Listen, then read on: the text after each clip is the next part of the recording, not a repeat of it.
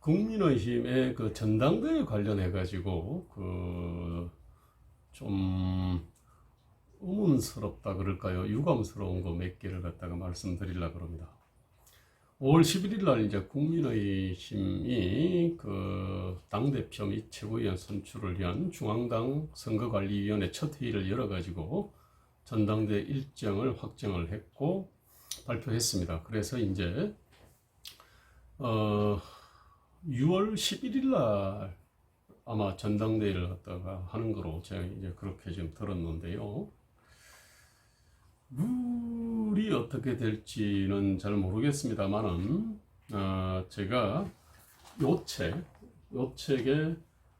1월 121쪽에서 122쪽에 그 2019년 2월 27일 날 황교안이 대표로 선출되던 자유한국당 전당대회죠. 그때도 이제 당대표 최고위원 선거를 했는데 그때 그 결과가 어떻게 됐는지 그거를 분석을 한 이 내용이 있습니다. 그때가 이제 선거인단 투표 70%, 국민 여론조사 30%로 돼 있었습니다. 근데 여기서 선거인단이 그 당시에 총 37만 8,067명으로 이렇게 이제 됐습니다. 이 선거인단에는 어떤 사람들이 들어가느냐 하면은 대의원하고요, 그 다음에 책임당원, 일반당원으로 되어 있습니다. 여기서 책임당원은 당비 1,000원 이상을 3개월 이상 납부한 사람입니다. 그 민주당은 이 1,000원 이상 6개월 이상 납부하면은 이걸 이제 권리당원이다라고 부르는데, 국민의힘은 1,000원 이상 3개월 이상 납부하면 책임당원이라고 합니다. 어쨌든 그 선거인단에는 대의원하고 책임당원하고 일반당원으로 이렇게 되어 있습니다. 그게 합쳐가지고 이제 37만 8,067명 이렇게 되어 있습니다. 대의원의 한 표와 책임당원의 한 표를 같이 취급하는지는 제가 이건 잘 모르겠습니다. 아마 같이 취급할 것 같지 않은데 상세한 내용은 잘 모르겠는데요. 자, 어쨌든 그때 37만 8,067명이 선거인단이었는데 그날 이 유효 투표자는 그때 이제 96,103명, 즉 투표율은 25.4%로 이렇게 나왔습니다. 아마 일반 당원들은 뭐 거의 어떤 별로 투표를 하지 않았고, 투표를 했다 하더라도 아마 반영 비율이 굉장히 낮을 겁니다. 물론 이거는 우리 일반 어떤 공직선거 투표처럼 투표장에 나와서 하는 것이 아니라 모바일로 이렇게 하기 때문에 굉장히 쉽습니다, 이게. 자, 그때 이 결과가 뭐냐면요, 황교안이 선거인단 투표에서 55.3%를 얻었고, 오세훈은 22.9%, 김진태가 21.8%를 얻었습니다. 선거인단 투표에서는 그렇습니다. 요 반영비율 70%짜리인데 이게. 근데 이제 국민 여론조사에서는 황교안이 37.7%를 얻었고, 오세훈이 50.2%를 얻었습니다. 그리고 김진태가 12.1%를 얻어가지고, 총 득표율이 이제 그 황교안이 50.1%, 오세훈이 31.0%, 김진태 18.9%로 해서 이제 1, 2, 3이 이렇게 됐습니다, 이게. 자, 지금 잘 모르겠습니다. 이게 국민의힘당은 아마 2019년에 비해 가지고 실망해 가지고 지금 빠져나온 사람들이 좀 더 꽤 많을 거로 생각됩니다. 그리고 새롭게 당에 들어간 사람들이 글쎄 얼마나 있을지 모르겠습니다만은, 어쨌든 잘 봐준다 하더라도 아마 2019년 27 전당대 때와 이 선거인단의 어떤 성분들이 뭐 비슷하지 않을까, 이렇게 이제 생각이 됩니다. 그때 이제 황교안이 박근혜 정부의 마지막에 이 총리고 그다음에 대통령 권한 대행이었다라고 하는, 소위 말해서 이제 뭐라 그럴까, 친박 성향이라 그럴까요? 태극기 성향의 아무래도 이제 강성 태극기 성향의 선거인단들은 김진태한테 투표를 좀 많이 했을 테고요. 그리고 이제 또 그런데 이제 막 김진태는 아마 당선 가능성이 높지 않다고 보고 아마 황교안 쪽에 아마 강성 태극기 성향, 친박 성향 표들이 아마 집중되지 않았나 이렇게 이제 생각이 됩니다. 그 다음에 인지도에서도 아무래도 이제 황교안이 적어도 김진태보다는 홀등이 높았죠. 자, 그런데 나 지금 이제 궁금한 거는요. 지금 당의 어떤 이 저변을 놓고 본다 그러면은 그 유승민 계열들 이준석이나 김웅이나 뭐 이런 어떤 선수들이 이 선거인단의 어로부터 이 좀 많은 지지를 받기 사실은 어렵다고 제가 이제 생각이 됩니다. 사실 이 비바람 찬이슬 무릅쓰고 거리나 광장에서 투쟁했던 태극기 성조기 들고 투쟁했던 사람들은 사실은 국힘당 바깥에 사실은 아주 광범위하게 많이 분포하지만 또 이 국힘당 안에도 사실 적지 않게 이제 분포하리라고 이제 이렇게 생각이 됩니다. 그렇다고 한다 그러면은 지금 현재 나경원하고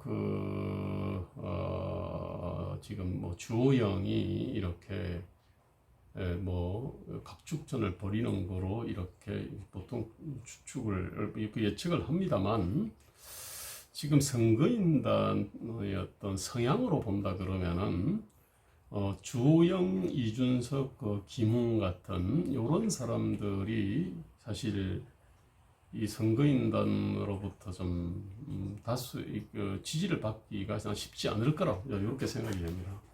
근데 제가 이제 참 의문은 뭐냐면 도대체 김진태가 어디로 가버렸나 이겁니다. 이게 지금 김진태 출마도 하지 않았고 그 다음에 김진태로 상징되는 이른바 이 아스팔트 우파 내지 아스팔트 어떤 보수들의 어떤 를 대변하는 후보가 제 눈에는 잘 안 보입니다. 이게 참 제가 참 의문스러운 거는 이 책을 비롯해 가지고요 지난 그 탄핵 과정이 얼마나 부실한 근거에 입각해서 이렇게 됐는지 그리고 검찰이 중요한 증거를 채택하지 않았고 그리고 아주 뭐라 그럴까 이 정말로 이게 K스포츠나 미르재단 같은 경우는 기본적으로 안종범의 어떤 농간인데 이게 이제 박근혜가 지시한 것처럼 이렇게 이제 되어 있지 않습니까? 그 다음에 이제 태블릿 PC만 하더라도 이게 최순실이 쓴 것도 아니고 최순실이 쓸 줄도 모르고 그 다음에 그 문서 수정 기능도 없고 뭐 첨보 만보 양보해서 설사 이렇게 최순실이 수정했다고 하더라도 그것이 어떻게 죄가 됩니까? 자, 그런데 어쨌든 이런 식으로 이 탄핵 무효를 외친 그 태극기 어떤 시민들의 어떤 주장의 정당성을 뒷받침해 주는 근거들은 점점 늘어납니다. 튼튼하고. 그런데 탄핵을 이렇게 이 주도를 했던 그 세력들을 뒷받침하는 어떤 근거들은 이게 그때 이 잠깐의 어떤 여론조사 외에는 별로 없습니다. 이게. 자, 근데 그러면 상식적으로 이 태극기하고 친태극기라 그럽시다. 친태극기 정치인들의 이 정치적 위상이 올라가야 마땅하고 그리고 탄핵을 주도를 했거나 이 동조했던 그런 정치인과 정치 세력들의 정치적 위상은 찌그러져야 되는데 지금 현실은 그렇지 않거든요. 왜 그런 것 같습니까? 이게 지금 굉장히 거대한 화두라고 생각됩니다. 이게. 저는 그래서 이제 유석준 교수랑 며칠 전에 토론할 때도 제가 이제 이 문제 제기를 갖다가 했는데 여기에 대해 가지고 유석준 교수를 비롯해서 좀 제대로 해명하는 사람들이 없다는 것을 제가 지금 느낌을 받았습니다. 제가 볼 땐 이거 굉장히 거대한 화두다고 생각합니다. 제가 이제 지금 돌아보면요. 큰 강에는 다양한 지류가 모입니다, 이게.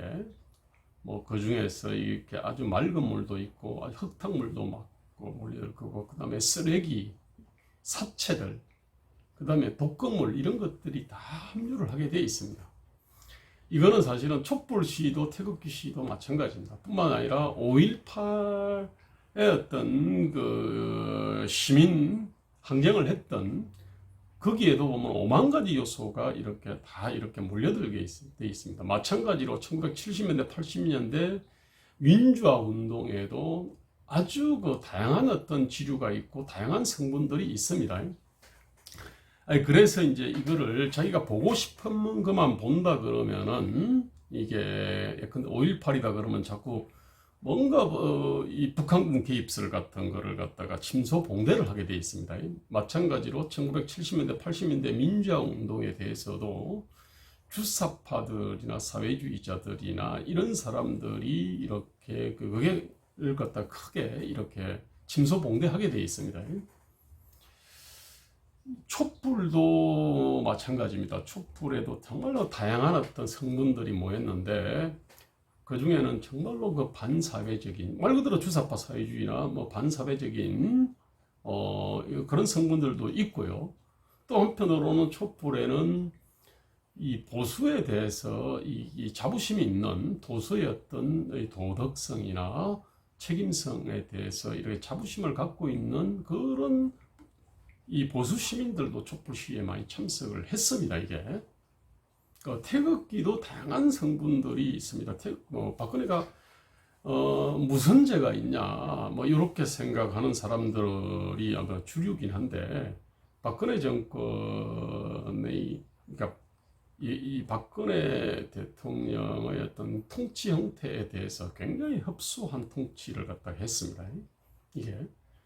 근데 여러 가지 어떤 박근혜 대통령의 어떤 불찰 내지 악덕도 굉장히 많았는데 그 부분에 대해서는 전혀 모르거나 인정하지 않는 그런 사람들부터 시작해가지고요, 이 탄핵 자체가 그러니까 박근혜 대통령의 불찰이나 악덕이 있다 하더라도 그게 탄핵이 될 만큼의 어떤 심각한 범죄는 아니다라고 보는 어떤 사람도 있었고요. 하여튼 굉장히 다양했습니다, 이게. 지금 돌아보면은요, 이제 문재인 정권의 폭정을 이제 이렇게 경험하다 보니까 박근혜 정권이 100배는 더 국민 민복 정진이나 자유민주주의 원칙에 충실했다는 생각이 듭니다. 저도 그렇게 생각을 합니다. 근데 문제는 유감스럽게 아마 문재인 정권하고 박근혜 정권이 순서가 바뀌었다면 박근혜 정권은 아마 문재인 정권하고는 비교가 안 될 정도로 높이 평가를 받았을 겁니다. 그런데 유감스럽게 당시의 눈높이가 매우 높았거든요. 그 당시 눈높이로 보면은 박근혜 대통령의 통치 행태에 대해서 큰 실망과 분노를 느끼는 게 그게 참 이상한 것이 아니라고 생각합니다. 그래서 저는 시대와 진영을 초월한 인간의 어떤 보편 이성과 양심이 있습니다.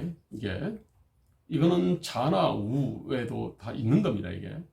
그 다음에 정보와 지식이라고 하는 것은 역사적 시간적 한계가 뚜렷합니다. 저는 사실은 변희재 대표의 이 책이나 그 다음에 우종찬 기자의 이 책, 그 다음에 그 뒤에 드러난 이 판결문들을 이렇게 이제 보면서 제가 정말로 잘못 알고 있는 것들이 꽤 많았다는 생각을 하게 됐고요.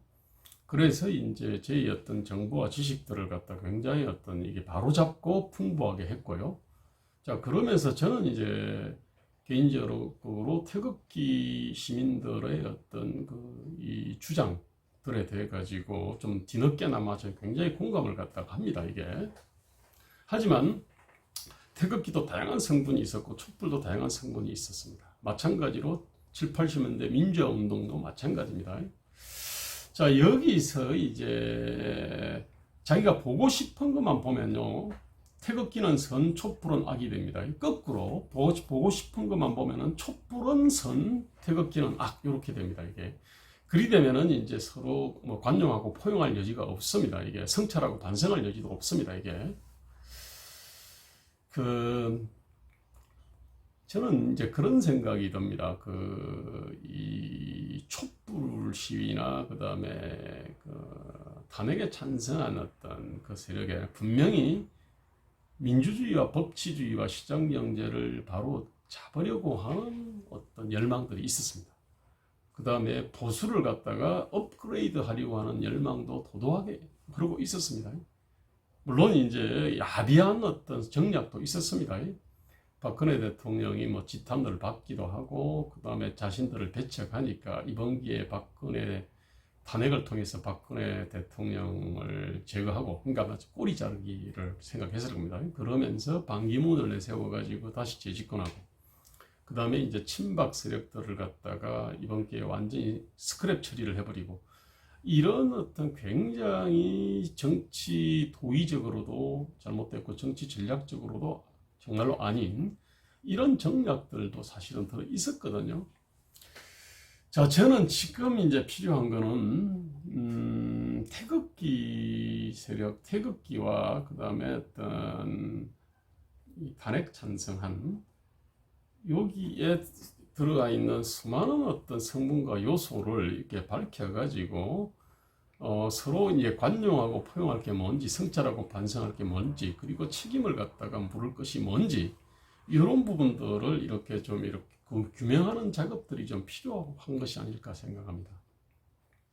저는 태극기 시민들의 어떤 그 충격 있잖아요. 그것만 이렇게 본다 그러면은 지금 국민의힘 어떤 전당대회에서 그 바른미래당 계열들 유승민 계열이죠. 이준석이나 무슨 뭐 김원혜나 뭐 등등등 이런 사람들이 정치적으로 이렇게 김웅씨도 마찬가지인데요. 정치적으로 득세하는 것이 이해가 안 될 겁니다, 이게. 근데 저는 모든 일에는 다 이유가 있다고 생각되거든요. 저는 그래서 지금은 정말로 좀 이 태극기 시민 태극기 운동 그러니까 이제 그 탄핵 무효 운동이죠 이게 그 운동에 대한 어떤 좀 깊은 어떤 성찰이 좀 필요한 것 같습니다. 이거는 저쪽 그 탄핵 세력도 탄핵 촛불이나 탄핵도 사실은 마찬가지라고 이렇게 생각합니다. 그래서 뭔가 좀 이렇게 같이 힘을 합칠 수 있는 어떤 세력하고 또 그렇지 않은 세력들을 구분해야 되는데 저는 지금 태극기는 선이고 촛불은 악이고 탄핵 반대는 선이고 탄핵 찬성은 악이다라는 식으로 이렇게 이제 가게 된다 그러면은 결국은 어떤 실망과 고립을 좀 피할 수 없을 거다라고 생각합니다. 냉정하게 보면은 오세훈이나 박형준도 그 다음에 거기에 경쟁했던 나경원이나 뭐 이현주 등도 기본적으로 큰 틀에 보면은 태극기하고 거리가 멀었습니다. 아주 그 탄핵 무효 투쟁에 아주 열심히 나선 사람들이 아닙니다. 그리고 지금 국민의힘당의 유력 주자들도 마찬가지입니다. 이게 자, 저는 이 현상을 세상은 왜 이래 태수형 세상은 왜 이래 이런 식으로 한탄할 일은 아니라고 생각합니다. 이것도 분명히 그 이유가 있다고 생각합니다. 그래서 그 부분에 대한 어떤 이 성찰 반성 내지 냉정한 분석이죠. 냉정한 어떤 분석을 거쳐야 지금 현재 어떻게 보면 뭐 반역의 시대죠. 배신자들의 어떤 배신의 시대, 반역의 시대를 이거를 갖다 끝장낼 수 있지 않을까 이렇게 생각을 합니다. 여기까지 일단 하겠습니다.